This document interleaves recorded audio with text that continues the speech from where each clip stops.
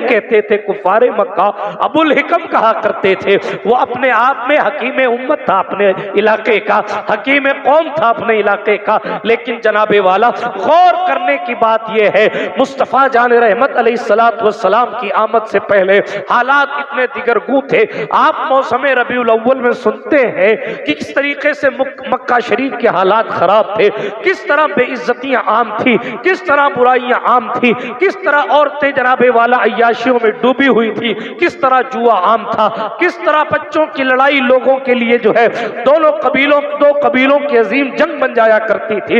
اس دور میں اگر بچے سوتے نہیں تھے تو مائیں اپنے بچوں کو شراب کے قطرے پلا کر معاذ اللہ سلایا کرتی تھی۔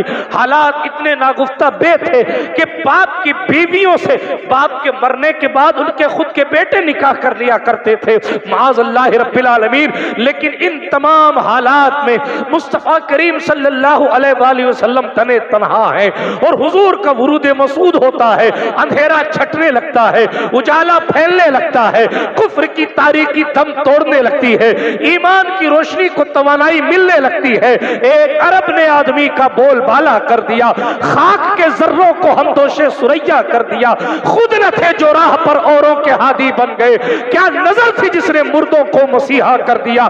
پیغمبر کی تعلیمات نے حالات کو اتنا بدلا۔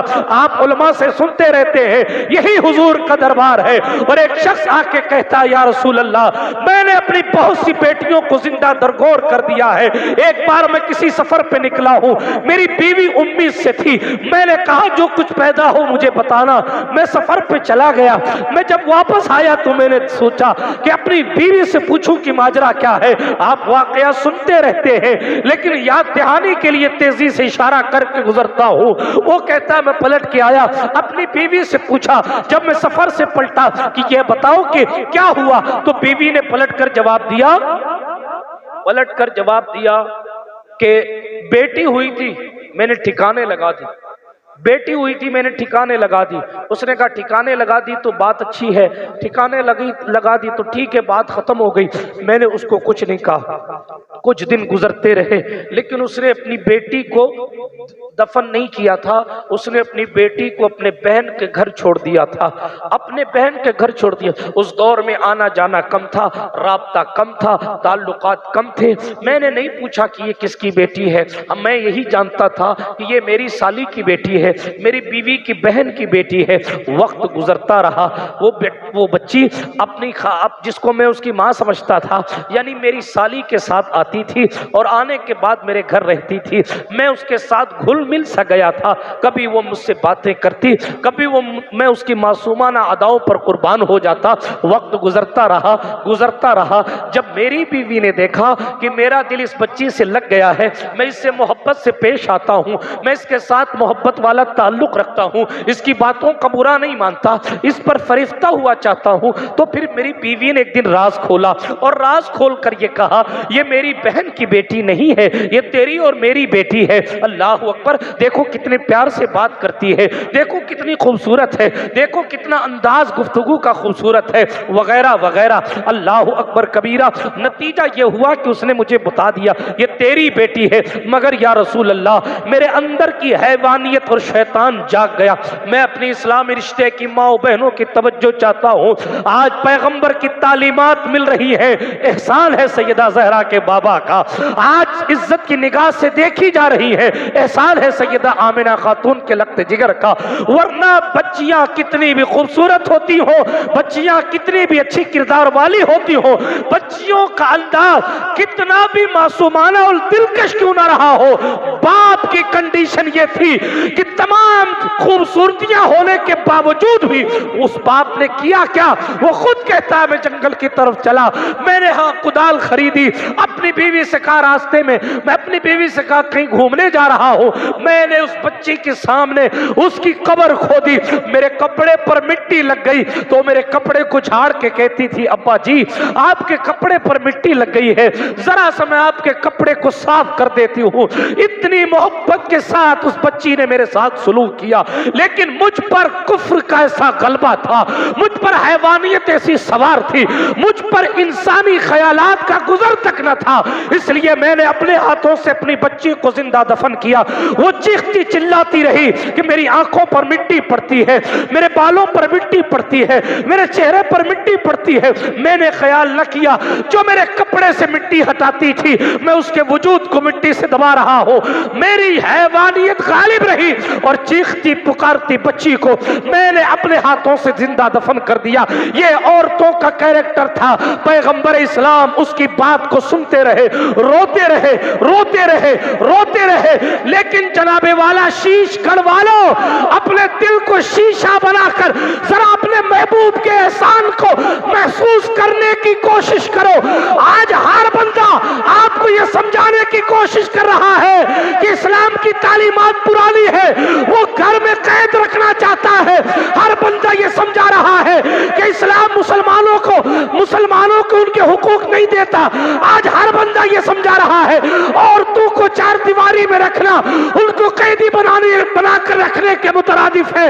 मगर जरा अपने महबूब के एहसान को देखो, जिस बाप ने अपनी बेटी को जिंदा दफन किया था, पैगंबर ने नक्शा ऐसे बदला कि आज वही बाप अपने भाई की बेटी को गोद में लेकर रो कर कहता, या रसूल अल्लाह, मुझसे जो खताएं हो गई, मैं उस वक्त हैवान था, आज दिल में इंसानियत वाला दिल है, तो वो आपकी तालीम की बरकतों से। सुभान अल्लाह। नारे तकबीर, नारे रिसालत, नारे गौसियत, मोहसिन इंसानियत कॉन्फ्रेंस, मसलके आला हजरत सल्लल्लाहु अलैहि वसल्लम की तालीम थी। जिन दिलों में बेटियों के खिलाफ नफरत थी, हुजूर ने उन दिलों में बेटियों के हवाले से मोहब्बत पैदा फरमा दी। जिन दिलों में बेटियों को मनहूस समझने का तसव्वुर था, उन दिलों में बेटियों को बरकत समझने का ख्याल पैदा कर दिया। जिन दिलों में बेटियों को जिंदा दफन करने की आरजू थी, उन दिलों में बेटियों को पालकर निकाह की मंजिल तक ले जाकर जन्नती होने की आरजू डाल दी। जिन दिलों में बेटियों को दफन करके फाख्र करने का तसव्वुर था, उन दिलों में बेटियों के साथ जो कुछ हुआ उस पर अफसोस करने के ख्यालात डाले। किन किन चीजों से हुजूर ने डाले? इंसानियत पर एहसान किस तरीके से हुजूर ने किया? तरीके तो बहुत हैं, मगर एक बड़ी चीज मालूम है आपको, वो है इल्म। तवज्जो है आपकी? मुझे मालूम है आप तकरीर कम और शायरी ज्यादा सुनते हैं, लेकिन माफ कीजिएगा, ये कम सुनने और कम अमल करने का नतीजा है कि हम इस दहाने पर आकर खड़े हो गए। जी, सच्चाई है। मेरी कौम के जवानों में बच्चों को आगे बिठाया जाता है हमारे जलसों में, माफ कीजिएगा, और बड़ों का आता पता नहीं रहता। वो ऐसा महसूस करते हैं, वो नाच वाली महफिल या शादी के ठेकेदारी में सामने बैठना पसंद करते हैं, हुजूर का दीन सीखने के लिए सामने आना पसंद नहीं करते। इल्ला माशा अल्लाह। यही वजह है कि पीछे होते होते हम इतने पीछे हो गए। अफसोस होता है आपको याद दिलाते हुए, सच्चर कमेटी की रिपोर्ट के मुताबिक इकरा से अपने सफर की शुरुआत करने वाली कौम, हुजूर की उम्मत, आज दलितों से भी अपने तालीमी मेयार में दलितों से भी ज्यादा पिछड़ गई है। यानी जिनका काम दूसरों के घरों की सफाई करना था ना, आज वो मुसलमानों से ज्यादा एजुकेटेड हो गए हैं। अल्लाह समद। जिस कौम का हाल ये था कि बाबुल इल्म जिसके पास मौजूद हो, सारी कायनात को इल्म का समंदर जिसकी चौखटों से मैसर आता हो, मुस्तफ़ा जान रहमत मदीनतुल इल्म जैसी ज़ात का कलमा पढ़ने वाले लोगों के हाल अहवाल अल्लाह माफ़ करे, ऐसे हो गए हैं। मेरी कौम के जवानों को ये पता है कि बग़ैर कुरान सही पढ़े नमाज नहीं होती, फिर भी 95% लोगों को तजवीद के साथ कुरान पढ़ना नहीं आता। जी, न सही पढ़ना आता है, न सही सुनने का तसव्वुर पेश करते। सवाल यह है कि मेरा वो भाई जो गाने यूट्यूब पर सुन सुनकर गाने याद कर लेता है, वो नातें सुन सुनकर हदाइक़े बख्शिश याद क्यों नहीं करता? सवाल ये, तो मैं तो पढ़ा लिखा नहीं हूं, تو پھر آپ کو اینڈرائڈ فون یا آئی فون چلانا کیسے آ گیا جب آپ پڑھے لکھے نہیں ہیں؟ تو حقیقت آپ نیا فون خریدتے ہیں، آپ کے بیٹے کو چلانا آتا ہے تو آپ اس موبائل کو لے جا کے چھیڑتے ہیں، کچھ گڑبڑ ہو جاتی ہے تو اپنے بیٹے کو بلاتے ہیں، بیٹا ادھر آ، دیکھ یار یہ لاک ہو گیا۔ بیٹا رہنمائی کرتا، ابا جی یہ مت دبانا، یہ بٹن دبانا، آپ کہتے ہیں ٹھیک ہے تم جاؤ، میں سیکھ گیا۔ بیٹا یوٹیوب کہاں ہے، فیس بک کہاں ہے، ویڈیو کہاں سے دیکھتے ہیں، فلاں کہاں سے ہوتا، فلاں کہاں سے۔ جب 50 سال کے چچا اپنے بیٹے اور بھتیجے اور پڑوسی سے پوچھ کر آئی فون چلانا سیکھ سکتے ہیں تو سورہ فاتحہ ڈھنگ سے پڑھنا کیوں نہیں سیکھ سکتے؟ بے شک بے شک، کیونکہ آپ نے فون کو ترجیح دی، ایمان کو نہیں دی۔ کیا بات، میرے جملے سخت لگیں تو معاف کیجئے گا، قرآن کے اپنے کچھ تقاضے۔ جی جی، بنی اسرائیل کا واقعہ قرآن میں موجود ہے، وَإِذْ أَخَذْنَا مِيثَاقَكُمْ، آیت کریمہ ہے، فَوْقَكُمُ الطُّورِ۔ اس آیت کریمہ کی تفسیر اٹھا کے پڑھیے، ذرا توجہ سے سنیے گا۔ بنی اسرائیلیوں نے جب بدماشی زیادہ کی نا تو اللہ نے فرشتوں کو حکم دیا کوہ طور ان کے سر پہ تان دو لے جا، اور آپ بدماشی کریں گے تو پہاڑ ان کے سر پہ گرا دینا۔ بچڑے کی پوجا کرنے والے لوگ جب اس کنڈیشن میں پہنچے کہ اگر اب بدعمالی کی تو پہاڑ گرا دیا جائے گا، تو قرآن نے کہا میں نہیں کہتا، قرآن نے کہا ہے کہ صاحب وہ زبان سے تو بیٹا خاموش ہو جاؤ۔ کیا ماحول کر رہا تھا، قرآن سنا رہا تھا۔ بنی اسرائیلیوں کی بدعمالیاں بہت لمبی چوڑی، اس طرف نہیں جاتا، صرف مثال کے طور پر جو جملہ کہتے ہیں اس پر دلیل کے طور پر بات لے کر آتا ہوں کہ ایمان کے بھی کچھ تقاضے ہوتے ہیں۔ بنی اسرائیلیوں پر اللہ نے کوہ طور تنوا دی، ان کے اوپر یہ جیسے آپ کے یہ پی یو سی پی وی سی کی ہوئی ہے نا آپ کے اوپر، اس طرح طور پہاڑ ان کے اوپر فرشتوں نے لا کے رکھ دیا۔ گرا دیے جاؤ گے، سارا پہاڑ گرا دیں گے، چٹنی ہو جاؤ گے۔ وہ یوں دیکھتے تھے اور کہتے تھے نہیں میرے اللہ ہم ایمان لے آئے، اللہ معاف کر دے، اللہ معاف کر دے، ٹھیک ہے۔ نتیجتاً ان کے دل میں فی قلوبہم العجل، ان کے دل میں تو بچڑا جس کی وہ معاذ اللہ عبادت کرتے تھے وہ بسا ہوا تھا۔ زبان سے تو وہ توبہ کر رہے تھے مگر ان کا دل وہی لگا ہوا تھا۔ چونکہ ظاہر شریعت ظاہر پر حکم لگاتی ہے، اس لیے زبان سے اقرار کے بعد پہاڑ تو ہٹا لیا گیا، لیکن ان کے دل میں جناب والا بچڑے کی محبت تھی۔ قرآن مقدس نے اسی کی طرف توجہ دلاتے ہوئے یہودیوں سے کہا تھا تم نے برا نہیں کہتے، یاد نہیں کرتے؟ پھر قرآن مقدس نے ایک جملہ کہا قل بئس ما یأمرکم بہ ایمانکم ان کنتم مومنین۔ ایمان کن کن چیزوں کے تقاضے کرتا ہے اس پر تفصیل سے روشنی ڈالنے کا وقت نہیں، لیکن آپ قرآن پر ایمان رکھتے ہیں تو قرآن کی بعض آیتوں پر عمل کریں، بعض پر نہ کریں، یہ ایمان کا تقاضا ہے۔ قرآن کہہ رہا ہے علم حاصل کرو، نہیں کرتے۔ قرآن کہہ رہا ہے نماز پڑھو، نماز نہیں پڑھتے۔ قرآن کہہ رہا ہے زکوٰۃ دو، پھر بھی زکوٰۃ نہیں دیتے۔ قرآن کہہ رہا ہے روزے رکھو، پھر بھی روزے رکھنے میں طرح طرح کے ہیلے بہانے۔ قرآن مقدس کہہ رہا ہے حج کرو استطاعت کے ساتھ، پھر بھی بہانے۔ قرآن کہہ رہا ہے غیروں کا مال مت کھاؤ، لیکن پھر بھی آج میری قوم کبھی سٹے کھیل رہی ہے، کبھی جوئے کھیل رہی ہے، کبھی کسی اور کا مال کسی اور کی زمینیں دبا رہی۔ کیا یہ قرآن پر ایمان کا تقاضا پورا ہو رہا ہے؟ کیا آپ قرآن پر جب ایمان رکھ رہے ہیں تو پھر قرآن پر عمل کیوں نہیں کر رہے؟ قرآن نے کہا عورتوں سے اپنی نگاہوں کو نیچی رکھو، اپنے آپ کو پردے میں رکھو، مگر معاف کرنا آپ تو پیروں اور سیدوں کے گھر کی اچھی خاصی بیٹیاں بھی بغیر پردے کے مارکیٹ میں آ گئیں، کوئی ٹک ٹاک پر، کوئی انسٹاگرام پر، کوئی کسی گرام پر نہیں تو ایسے میرج ہال میں اپنے پردے، اپنی لاج، اپنی شرم کو پیٹ کے پیچھے ڈال کر پیغمبر کی تعلیمات کو پسے پشت ڈال دیا۔ کیا یہ قرآن پر عمل ہے؟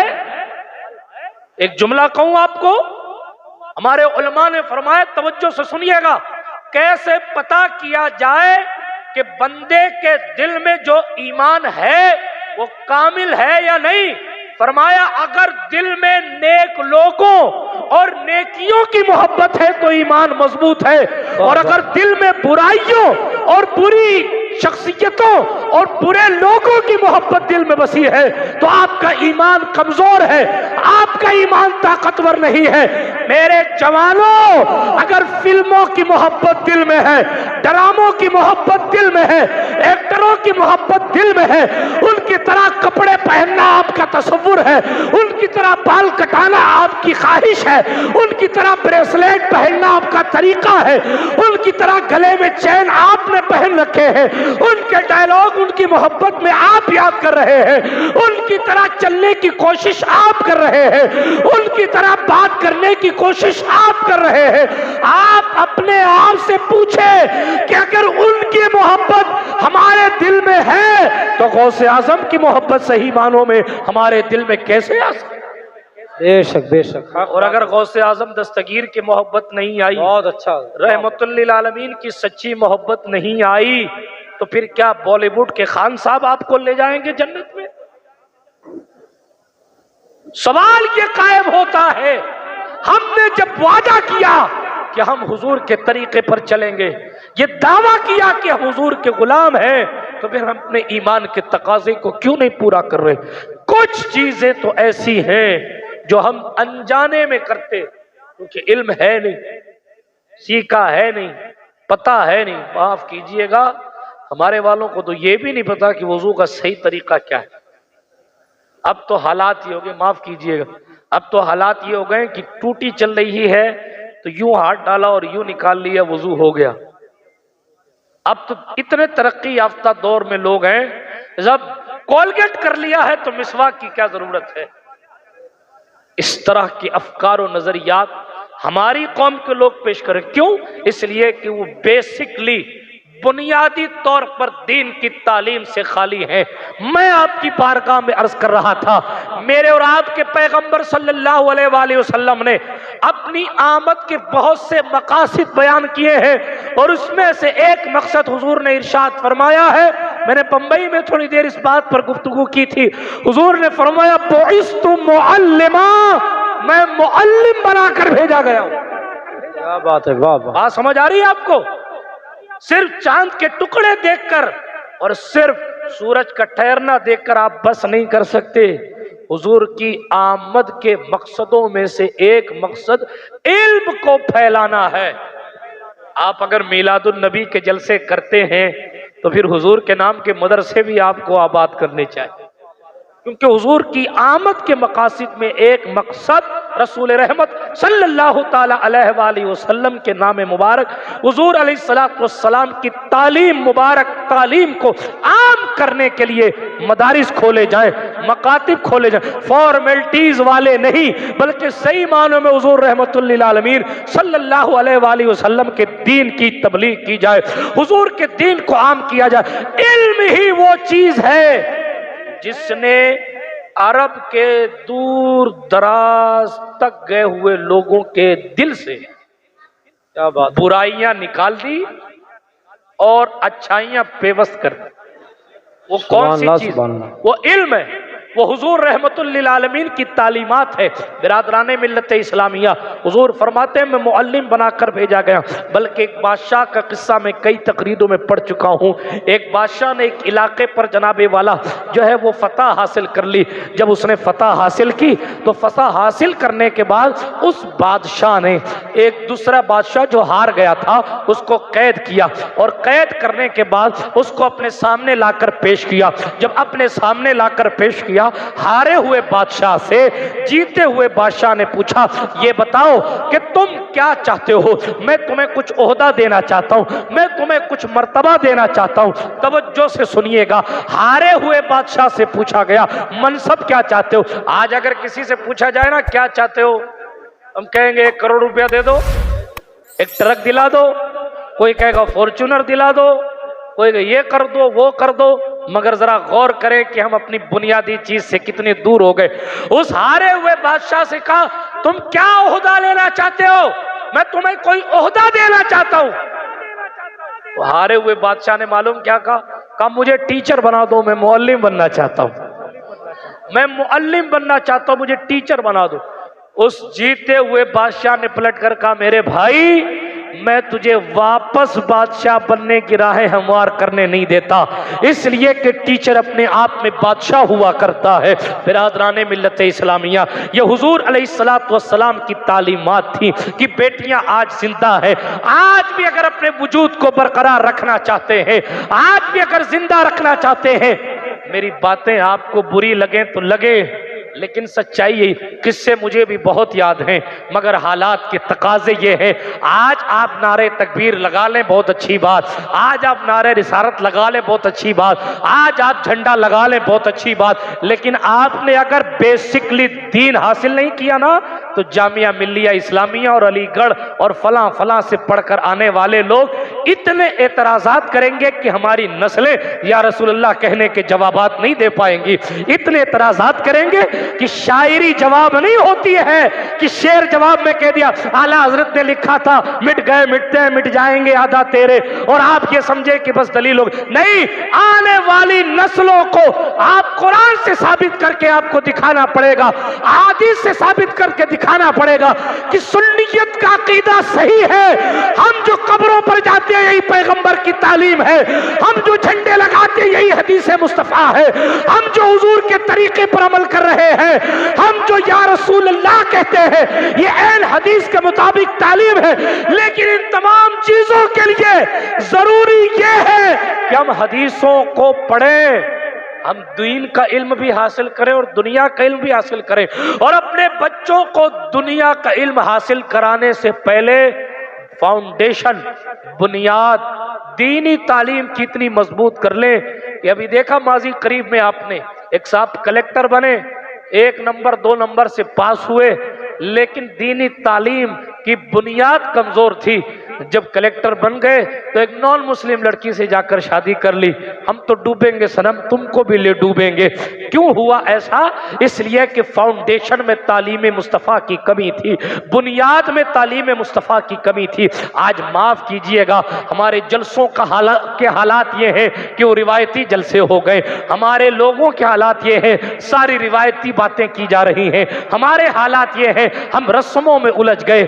معاف کیجئے گا ہم پچھلے 100 سال میں بہت پیچھے آ گئے ہیں، اگلے 50 سالوں میں نہ جانے کہاں چلے جائیں۔ اب بھی ہوش کے ناخن لے لیجئے، ساری طاقتوں کا جواب ایک ہے، وہ یہ ہے کہ آپ قوم کی ضرورت بن جائیں، آپ قوم کی ضرورت بن، اس کا ایکو تھوڑا سا کم کر دو بھائی، قوم کی ضرورت بن جائیں۔ آپ اگر قوم کی ضرورت بنیں گے تو ہی آپ باقی رہیں گے، اور اگر آپ قوم کی ضرورت نہ بن سکے تو آج تو صرف یہی رونا ہے نا کہ بے روزگاری بڑھ رہی ہے، بے روزگاری بڑھ رہی ہے، بے روزگاری بڑھ رہی ہے، تعصب بڑھ رہا ہے، فلاں بڑھ رہا ہے۔ معاف کرنا، اپنے دل پر ہاتھ رکھ کر ذرا خود سے ہی پوچھو، آج تو دوسرے مذہب کے لوگ آپ کا کیس لڑنے تیار ہیں، آج تو آپ دوسروں کے یہاں سے مٹھائی خرید لے رہے ہیں، آج تو دوسرے مذہب کے لوگ آپ کا علاج کر دے رہے ہیں۔ اللہ نہ کرے اگر ہماری آپ کی نسلوں نے وہ دن دیکھا کہ آپ کی ہماری جہالت بڑھتی رہی اور ہم نے اپنے ڈاکٹروں کو تیار نہیں کیا، اپنے اسپتال تیار نہیں کیے، اپنی قوم کو نہیں پڑھایا، اور جس طرح کورونا میں تھوڑے موڑے اشارے ہم نے دیکھے تھے، اگر اس طرح حالات بنے کہ دوسرے مذہب کا شخص مسلمان کا علاج کرنے سے منع کر دے، کہاں جاؤ گے؟ وکیل کہہ دے ہم کیس نہیں لڑیں گے، کہاں جاؤ گے؟ کیا کام آئے گا؟ اس لیے گزارش کرتا ہوں کہ اپنے بچوں کو پڑھائیں، اور علم ایک ایسی چیز ہے، میں نہیں کہتا، اللہ فرماتا ہے اگر درجات چاہیے نا، قرآن مقدس کی آیت کریمہ کے پیش نظر اللہ فرماتا ہے تم میں سے ایمان والوں کو اور علم والوں کو ہم ایک دو تین نہیں بلکہ درجوں بلند کر دیتے ہیں۔ پتا چلا بلند ہونا ہے تو ہمیں علم حاصل کرنا پڑے گا۔ کیا وجہ تھی کہ نقی علی خان کا بیٹا امام اہل سنت بن گیا؟ اس کی وجہ یہ تھی اہل علم بہت تھے اس دور میں، لیکن کچھوشا شریف سے چل کر اشرفی میاں کا بیٹا علم حاصل کرنے اگر بریلی پہنچ رہا ہے تو اس بات کا ایقان دلایا جا رہا ہے احمد رضا کا تشخص عشق کے ساتھ ساتھ علم کی وجہ سے ہے۔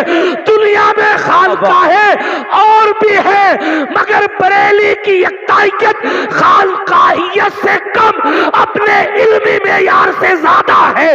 یہ امام احمد رضا کی انفرادیت تھی کہ ان کے علمی لیول اور مبلغ نے دیوبند کو بھی یہ کہنے پر مجبور کر دیا تھا کہ ہمارا مقابلہ جس عالم سے ہے وہ بہت پڑھا لکھا شخص۔ سبحان اللہ، نعرہ تکبیر، نعرہ رسالت، مسلک اعلیٰ حضرت فیضان کچھوشا شریف، نعرہ تکبیر، نعرہ رسالت، شاعر ہندوستان ندیم رضا فیضی، شاعر اسلام ندیم رضا فیضی، نعرہ تکبیر، نعرہ رسالت۔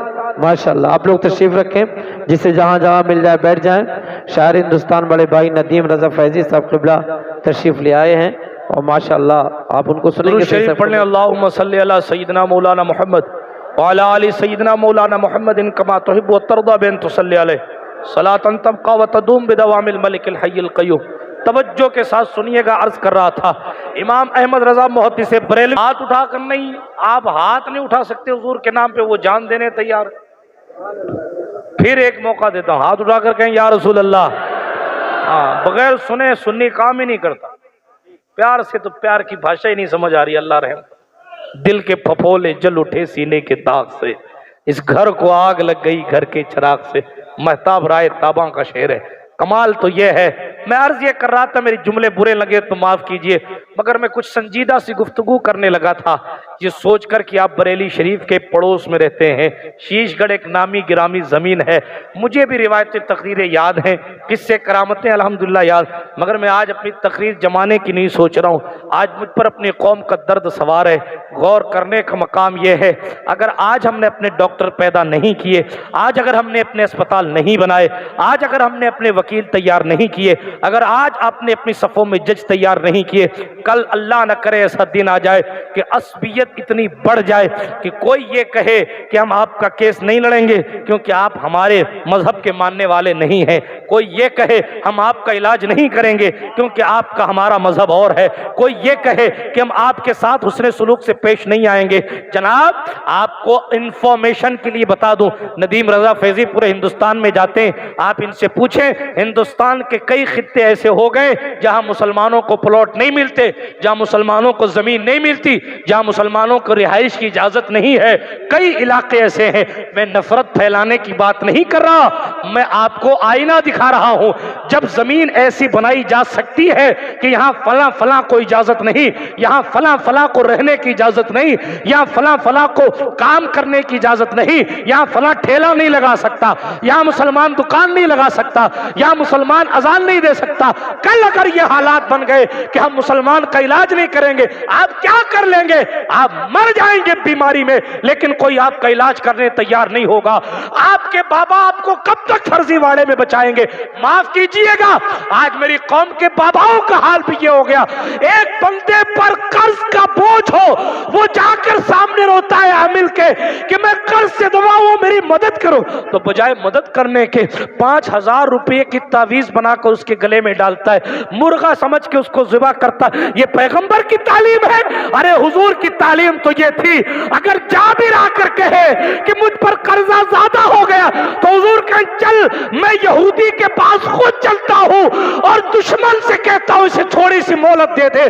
جانتے تھے کہ دشمن مانے گا نہیں، لیکن پھر بھی بتانا تھا مجھ سے زیادہ پروٹوکول بڑا تمہارا نہیں ہے، میرے تلووں کو جبریل چومتے ہیں، پھر بھی امتی کی مدد کے لیے میں دشمن کے گھر کی دہلیز تک چلا جاتا ہوں۔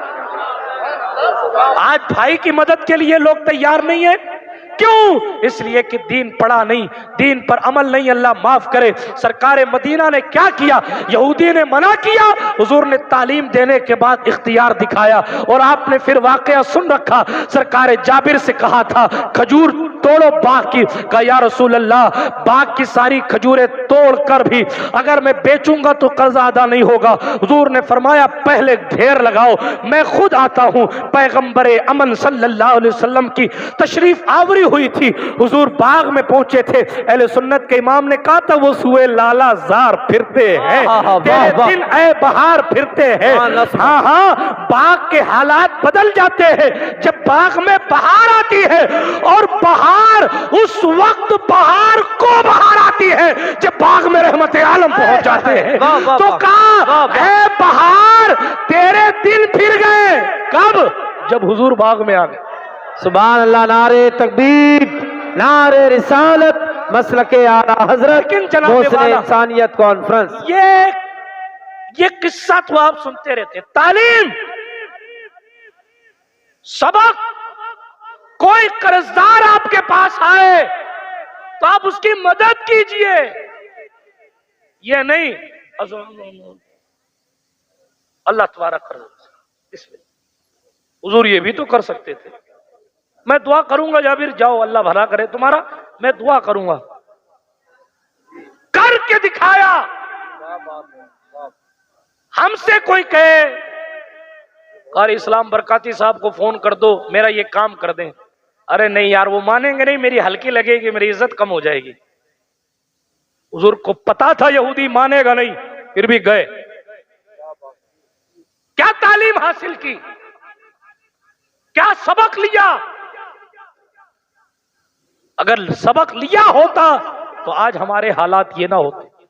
गुजारिश कर रहा हूं, मुआशरे पर कब्जा अगर किया जा सकता है तो फकत हुजूर की तालीम से किया जा सकता है। ये हुजूर की तालीम थी, ये हुजूर की तालीम थी कि पैगंबर अलैहिस्सलातु वस्सलाम की तालीमात से खुद को आरास्ता करके अरब के सहरा नशीन काबे की छत के ऊपर चढ़ गए।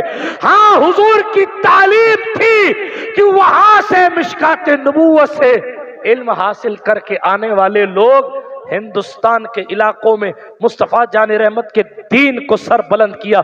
लेकिन अगर आपने तालीम हासिल नहीं की, आप किसी और चीज के बूते पर कभी ताकतवर नहीं हो सकते। इल्म हासिल करें, तो यही हमारे लिए जरूरी। और कभी ना उम्मीदी का तस्वुर अपनी जिंदगी में ना किया, ये याद रख। मैं अपने इस्लामी रिश्ते की माओ बहनों से भी गुजारिश करूंगा, ये कारी इस्लाम बरकाती साहब का जामिया सालिहात है ना, बच्चियों से कहूंगा कभी भी आप भी अल्लाह रब्बुल इज्जत की जात से ना उम्मीदी का तस्वुर ना करें।